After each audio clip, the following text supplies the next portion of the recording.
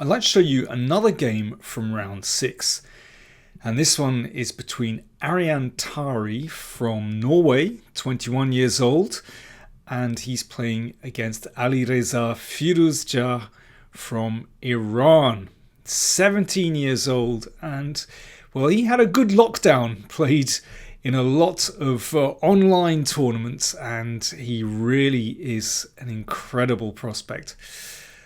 So, Tari with the white pieces, playing e4, and it's a Caro-Kann. And Tari goes for this continuation, the exchange variation, which actually his compatriot Magnus Carlsen likes to play as well. So this is a fixed pawn structure. It's quite a simple way for white to play. I rather like this with white. So this bishop reaches this excellent diagonal very quickly. And Firouzja selects a slightly unusual continuation now. Normal move is knight c6 and then bishop f4. But Firouzja plays bishop g4 straight away. Queen b3, attacking the pawn on b7. And now queen c7. And that means that bishop f4 is no longer possible. So black is claiming this diagonal, which is very important. The downside of this way to play is that after h3, then the bishop has an uncomfortable choice. Well, basically, Firouzja puts it back on d7. Then knight f3, knight c6, castles, and you can see that if black wants to develop with e6, which is what happened, then this bishop is shut in. But as I said, on the plus side for black is that black is about to get good control over this diagonal. Rook e1 and bishop d6. And now here I think that white should be redeploying the queen straight away and playing, for example, queen c2 and then potentially queen e2 in order to get in knight e5, or simply with the idea of developing the knight on d2 next. But I think redeploying the queen first of all is what white should be doing. Tari selected bishop g5, and although it looks like reasonable development, in fact I don't think the bishop has much to do on g5 at the moment. Castles from Firouzja. Good move. And now we can see the problem with bishop f6, that with bishop g5. In fact, bishop f6 is not really threatened. If white exchanges bishop for knight, in fact, black's king is completely safe here. It can always just go to h8 and then rook g8, and black can use that semi-open g-file. And this clump of pawns in the middle is actually very strong. So Tari, after a 5-minute think, played knight d2. And now knight h5. And you can see that because the pawn is on h3, means that g3 is inadvisable. There'll be a very swift sacrifice on g3, and the queen would come in. So if g3 isn't possible, then black is able to use the f4 square for either bishop or knight. And you can see the bishop on g5 just isn't doing anything. So queen d1. The queen has to redeploy. f6. Bishop is pushed away, back to e3. And that pawn on f6 covers two very important squares, e5 and g5. So knight f4. Knight comes in, looks good on f4. Attacks the bishop on d3, also looking at the pawn on h3. So natural move for white is to bring the bishop back to f1 to cover those important squares on the king side. And now Firouzja takes the initiative on the king side. Pawn to g5. Well, why not? Black is actually very secure in the centre, which means you can advance on the king side. And because the pawn is on h3, then it means that this move will at some moment open the G file. It's clear that white needs counterplay, and so c4 is a natural move from Tari. Good move.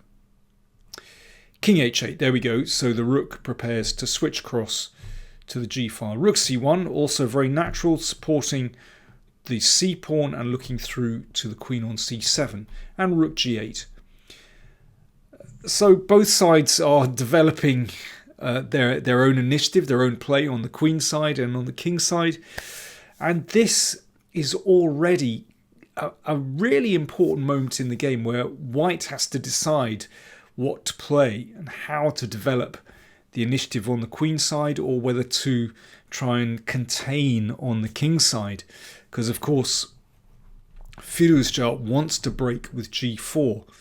So how do you meet this? And this is a really tricky decision.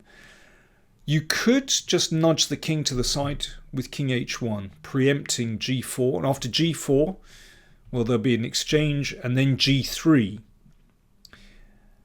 Now, it needs strong nerves to play like this, because at some moment there could be a sacrifice hit. But, well, the bishop, after the knight moves back, the bishop will be able to come to h3 or g2. And, well, I think white should be strong enough to hold things. So that's one option.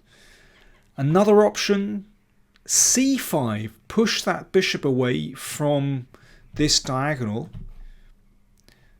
Now this knight needs redeploying. Knight b1, maybe coming into c3.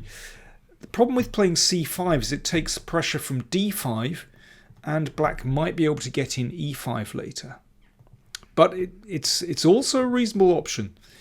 Instead, Tari exchanged on f4, and I think that's kind of bottling it, actually.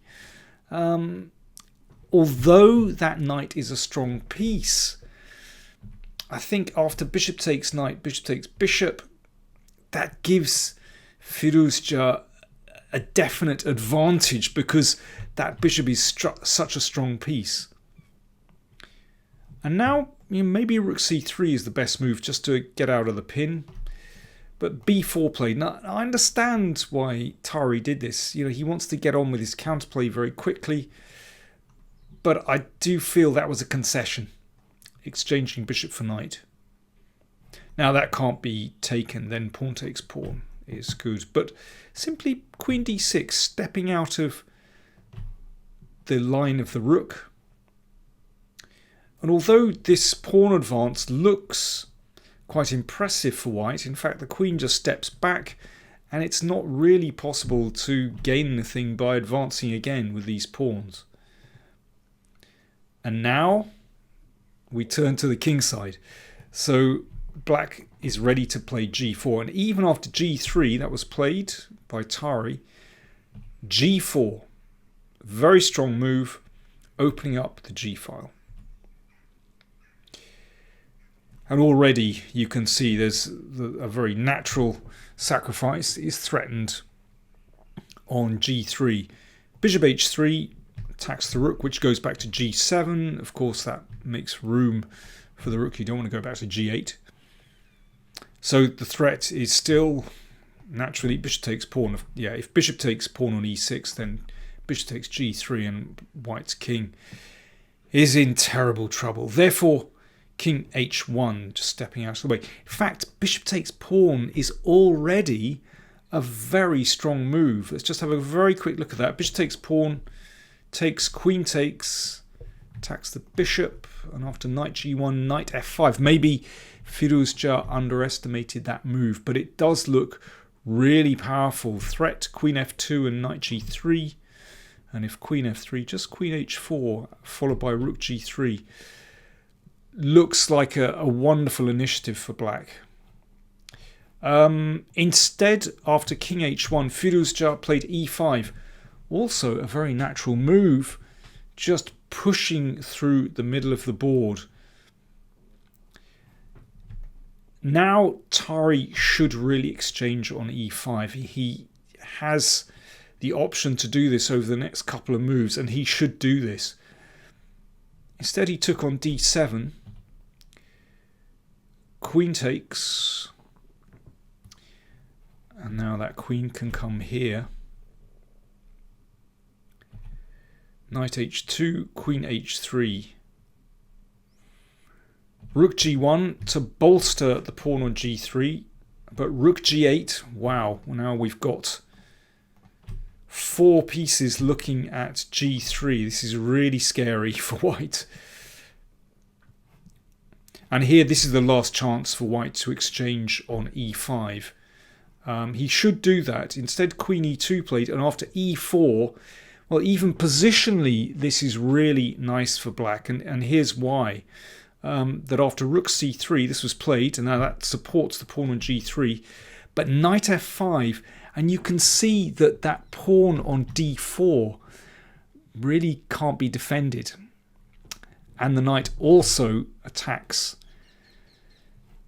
the pawn on g3. So, well, if queen e1 to bolster g3, just knight takes d4, that's why that pawn should have been exchanged off. Still would have been good for black, but this is really overwhelming. So we've got now 1, 2, 3, 4, 5 pieces looking at the g3 pawn, and it's quite clear that that sickly pawn is going to cave in. So Tari decided, well, time to cut his losses and give up a piece. Now he's got 2 pawns for it. But Firouzja anyway took on g3. Now if that's taken, then rook takes, and this is simply winning after this. Takes, knight takes, and black has, well, won material and has a winning attack. So after bishop takes, well, mate is threatened. So rook g2.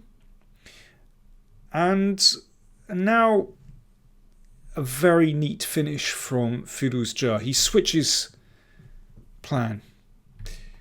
The rook attacks the queen. Queen b1, and now just rook e8.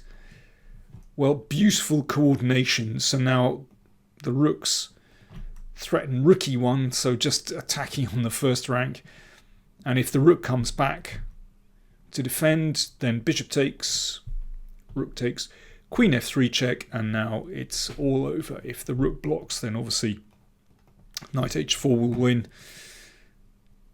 And if king g1, well, we can switch back to the g file, check, and queen e2 is mate.